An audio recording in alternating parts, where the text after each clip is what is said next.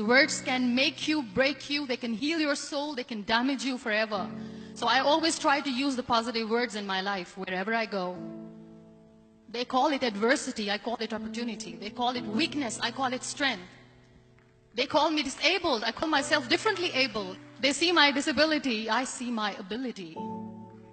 There are some incidents that happen in your life, and those incidents are so strong that they change your DNA.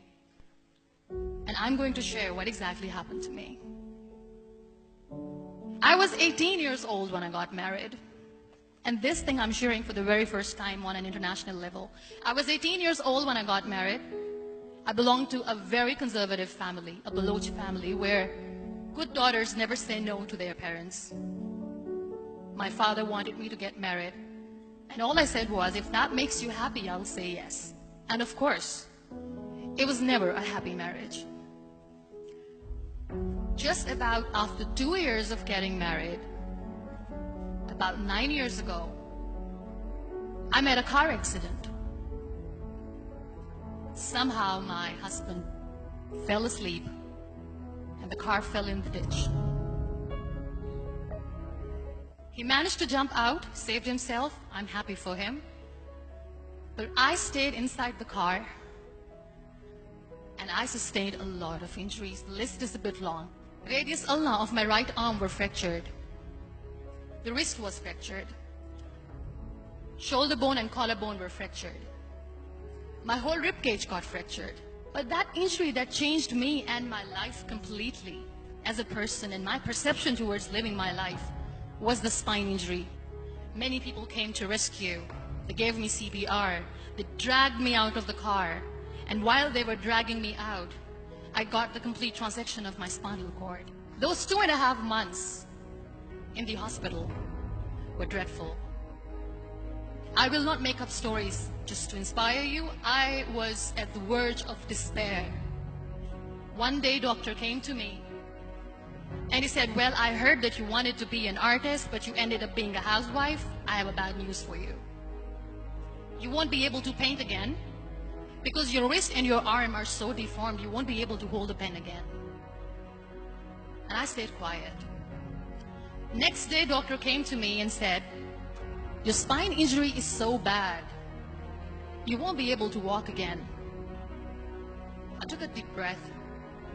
I decided it's all right. The next day, doctor came to me and said, because of your spine injury and the fixation that you have in your back, you won't be able to give birth to a child again. That day, I was devastated. I still remember, I asked my mother, why me? And that is where I started to question my existence. Why am I even alive? What's the point of living? I won't be able to be a mother again. And that was quite devastating for me. But then I realized there are so many children in the world, all they want is acceptance. So there is no point of crying, just go and adopt one.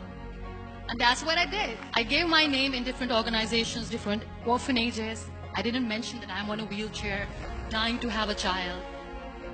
So I just told them that this is Muniba Mazari and she wants to adopt a boy or girl whatsoever, but I want to adopt a kid. And I waited patiently. 2 years later, I got this call from a very small city in Pakistan. I got a call and they said, are you Muniba Mazari? There is a baby boy and would you like to adopt? And when I say yes, I could literally feel the labor pain. I said, yes, yes, I am going to adopt him. I am coming to take him home.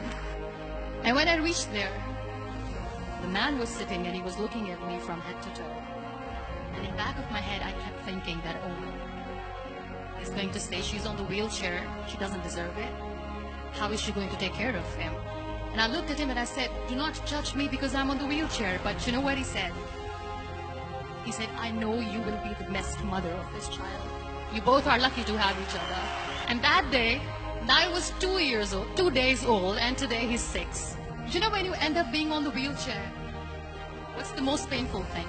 People think that they will not be accepted by the people because we, in the world of perfect people, are imperfects. So I decided to appear more in public. I started to paint. I always wanted to. I have done a lot of exhibitions. I'm Pakistan's first wheelchair-bound artist. I have done a lot of modeling campaigns. I became the National Goodwill Ambassador for UN Women Pakistan, and now I speak for the rights of women, children. We talk about inclusion, diversity, gender equality, which is a must. I was featured in BBC 100 Women for 2015. I'm one of the Forbes 30 under 30 for 2016. We have this amazing fantasy about life. This is how things should work. This is my plan. It should go as per my plan. If that doesn't happen, we give up. So my dear friends, let me tell you one thing. I never wanted to be on the wheelchair. Never thought of being on the wheelchair. I was always aspiring to do bigger things, but had no idea that for that I have to pay the price to be where I am today. It's a very heavy price. It is okay to be scared. It is okay to cry. Everything is okay, but giving up should not be an option. They always say that failure is not an option. Failure should be an option, because when you fail, you get up, and then you fail, and then you get up, and that keeps you going. That's how humans are strong.